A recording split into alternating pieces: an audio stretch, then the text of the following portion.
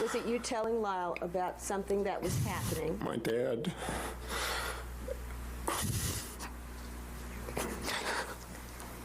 Okay. My dad. Your Honor, can I ask a leading question? If you don't ask my dad.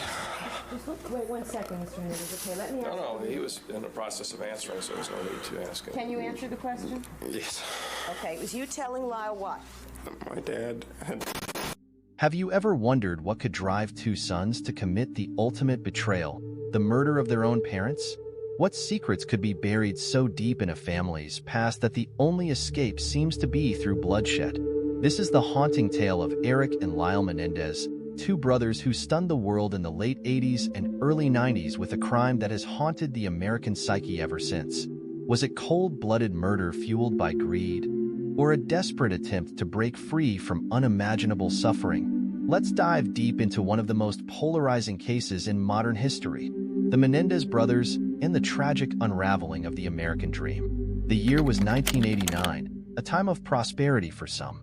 The American dream was alive and well, and in Beverly Hills, the Menendez family seemed to be living it to its fullest. Jose Menendez, a wealthy Cuban-American businessman, had built an empire in Hollywood, rising through the ranks from an immigrant with humble beginnings to the CEO of a major entertainment company. His wife, Kitty, was the picture of elegance, a former beauty queen and schoolteacher who had chosen family over career, pouring all her energy into raising their two sons, Lyle and Eric. They lived in a sprawling mansion, the kind you only see in movies, adorned with Italian marble and plush furnishings. From the outside, the Menendez family seemed perfect, yet as we've seen so many times, appearances can be deceiving. The night of the murders. On the evening of August 20th, 1989, Beverly Hills police received a frantic 911 call from 21-year-old Lyle Menendez. "Someone killed my parents," he sobbed. The line went silent,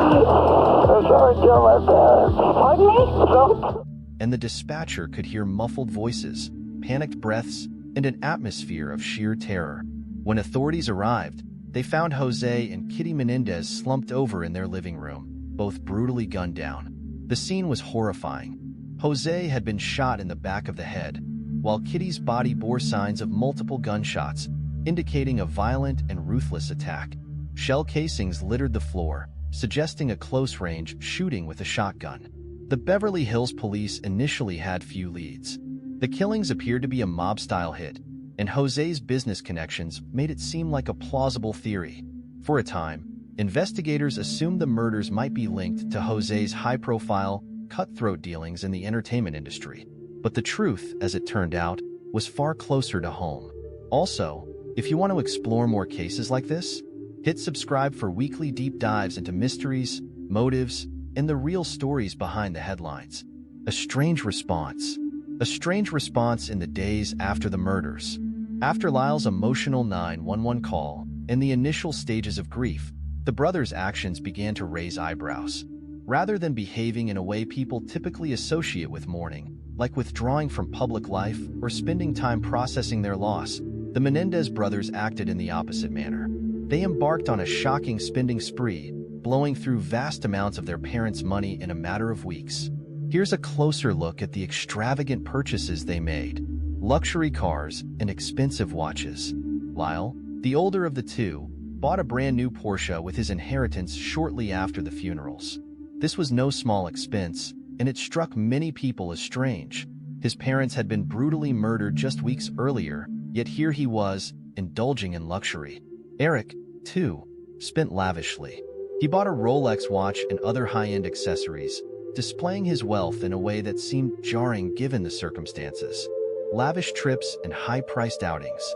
The brothers traveled extensively, staying in luxury hotels and dining at high-end restaurants. They visited friends, went on trips to various locations, and generally lived like they were free from any burdens. Eric even continued his tennis training, jetting off to tournaments and hiring top-tier coaches to work with him. An unusual decision for someone who had just suffered a horrific loss. Property and investments. Lyle took it a step further by investing in a restaurant. While an entrepreneurial move might have made sense if it were part of long-term plans, the timing, right after his parents' murders, seemed particularly suspicious. Friends and acquaintances couldn't help but notice how quickly Lyle immersed himself in the business world, seemingly unaffected by his parents' deaths. Interior renovations. The brothers also remodeled their family mansion in Beverly Hills, spending large sums on high-end furnishings and decor to make the home feel more like their own. The police noted that this renovation was another peculiar move, as it indicated the brothers were comfortable staying in the house where their parents had been killed, rather than being haunted by memories of the crime. How this spending fueled suspicion. Initially, police looked at other suspects, even considering a mob connection. But when the brothers' spending spree came to light, it set off alarm bells for investigators. It wasn't just the fact that they were spending money. It was the extreme, rapid, and lavish nature of their purchases that made their behavior seem callous and even celebratory. This was not typical grieving behavior, and investigators started to question whether there was more to the story.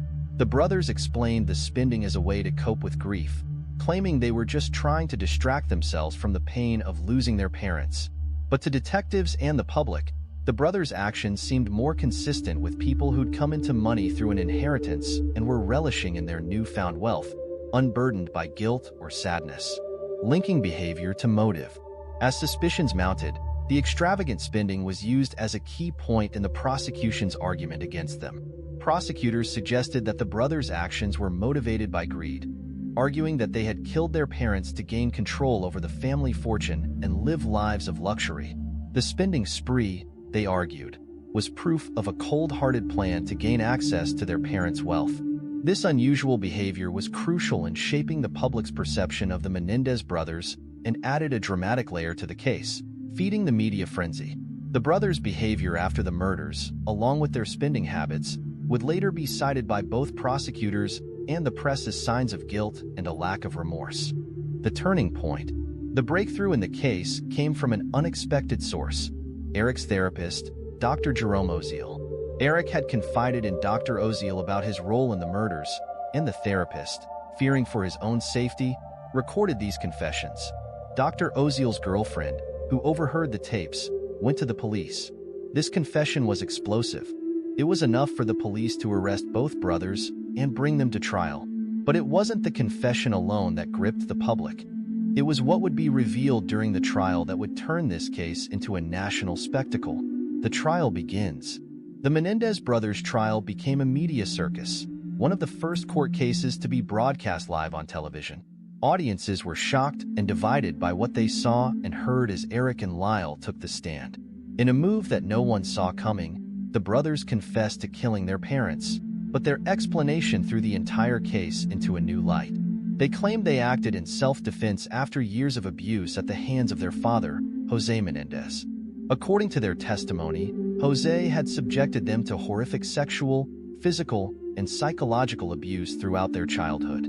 They painted a picture of their father as a tyrant, a man who demanded perfection and obedience at all costs, and a mother who was complicit, turning a blind eye to the horrors within her own home. Eric, who was 18 at the time of the murders, told the court about his father's strict rules and punishments, the alleged abuse, and the shame and fear he endured in silence. He claimed that he and Lyle finally felt that they had no choice but to kill their parents to escape the abuse. The brothers' defense was highly controversial. Some believed their story of abuse, feeling that the murders might have been a desperate act from two damaged souls. Others, however, saw the claims as a manipulative attempt to justify what they argued was nothing more than a premeditated act of greed. Prosecution versus defense. The prosecution painted a starkly different picture. They claimed the Menendez brothers were spoiled, entitled young men who couldn't wait to inherit their parents' millions. According to the prosecution, the abuse allegations were fabricated, a cold and calculated move to manipulate the jury's emotions. They highlighted the brothers' spending spree after the murders, arguing it was proof of their real motives. Why? If they were so terrified of their father, would they buy luxury goods and live it up rather than quietly grieving and laying low? The defense fought back, bringing in psychologists who testified that Eric and Lyle exhibited symptoms consistent with survivors of long-term abuse. Friends, relatives, and former teachers provided anecdotes that suggested Jose Menendez was indeed a harsh and controlling father. However, no concrete evidence could definitively prove the claims of sexual abuse, and with only the brothers' word against the memory of their slain father, the jury faced an impossible decision. The verdict. The first trial ended in a hung jury, with the public divided as well, some viewing the brothers as traumatized survivors, others as ruthless killers. The case was retried, but this time, the judge ruled that the abuse claims could be minimized, and the prosecution's portrayal of the brothers as greedy murderers became the dominant narrative. In 1996, both Eric and Lyle Menendez were convicted of first-degree murder and sentenced to life in prison without the possibility of parole. There would be no redemption, no second chances. The Menendez brothers would live out their lives in prison, forever labeled as patricides who murdered out of greed. Aftermath and legacy. In the years since their conviction, the Menendez brothers have become unlikely symbols of the complexities of family dynamics, abuse, and justice. They've both expressed remorse for their actions, though they maintain their claims of abuse. They have spent decades behind bars, with each pursuing an education, engaging in prison programs, and even finding love behind bars. Despite the years that have passed, the Menendez case remains one of the most controversial and hotly debated in American criminal history. Some continue to sympathize with the brothers, believing that abuse drove them to do the unthinkable.